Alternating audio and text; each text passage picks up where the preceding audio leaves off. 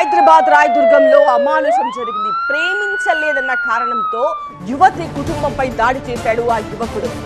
కత్తితో దాడి చేశాడు. ప్రేమ పేరుతో యువతిని వేధించాడు గోవర్ధన్ అనే యువకుడు. తాను ప్రేమను నిరాకరించింది అనే కక్షతో యువతి కుటుంబంపై దాడికి పాల్పడ్డాడు. ఎండ్ల బస్తీకి చెందిన యువతిని ప్రేమ పేరుతో వేధించాడు. కొంతకాలంగా వన్ సైడ్ లవ్ పేరుతో టార్చర్ పెట్టాడు.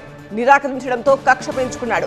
వారున్న బిల్డింగ్ లోకి దొంగతనంగా చొరబడ్డాడు యువకుడు. తన వెంట తెచ్చుకున్న కత్తిని యువతి సోదరి గొంతుపై పెట్టి అరిస్తే చంపేస్తాను అని బెదిరించాడు. కుటుంబ సభ్యులు నిద్రలేచి నిందితుని అడ్డుకునే ప్రయత్నం చేయగా గోవర్ధన్ ఉన్మాదిలా ప్రవర్తించాడు. యువతి ఆమె తల్లిదండ్రులను చంపాలనే ఉద్దేశంతో కత్తితో విచక్షణారహితంగా దాడి చేశాడు. అరుపులు విని పక్కనే ఉన్న బాబాయ్ అర్జున్ కాపాడడానికి రాగా అతనిపై కూడా కత్తితో దాడికి తెగబడ్డాడు. ఇంట్లో జరుగుతున్న గొడవ ఆర్తనాదాలు విన్న స్థానికులు వెంటనే అప్రమత్తమై అక్కడికి చేరుకున్నారు. నిందితుడు గోవర్ధన్ పట్టుకుని పోలీసులకు అప్పగించారు. గాయపడ్డ వారిని ప్రస్తుతం ఆసుపత్రిలో చేర్పించి చికిత్స అందిస్తున్నారు. బాధితురాలి ఫిర్యాదుపై రాయదుర్గం పోలీసులు నిందితుడు గోవర్ధన్ పై హత్యాయత్నం కేసు నమోదు చేసి అతన్ని అదుపులోకి తీసుకున్నారు.